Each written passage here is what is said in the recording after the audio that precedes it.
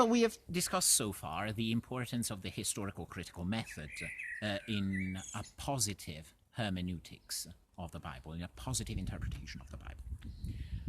However, even though affirming its importance, we also need to recognize its limits. The historical-critical methods concentrates our hermeneutics on the horizontal dimension of the biblical texts. As I said, we make use of the tools of sociology, of cultural anthropology, of history, of contextual psychology. This focuses our attention on the human author of the biblical text.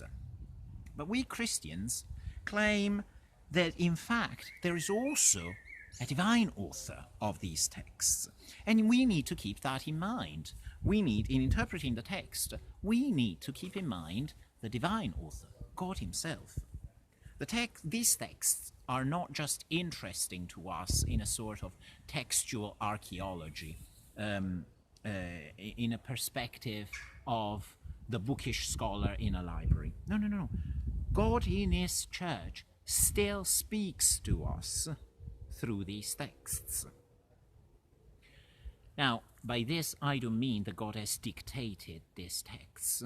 God obviously speaks through the human author, and therefore through his psychology, its culture, and so on.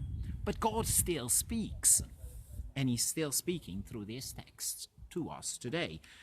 That's why the Bible is not just a collection of heterogeneous texts, but we can see in the Bible great trajectories, great movements, coherent movements, and a unity of purpose in the end. Because the revelation of God is there, and God is still leading us and speaking to us. This is why the Church still reads these ancient texts in our services today. So a way of overcoming the limitations of an exclusive use of the historical critical method is to marry that method with a more traditional medieval understanding of the fourfold senses of Scripture. So in interpreting the Bible, we marry the historical critical method with the fourfold senses of Scripture that medieval theologians have developed. Read through the document on the fourfold senses of Scripture, take your notes, and be ready to discuss how that approaches the interpretation of biblical texts.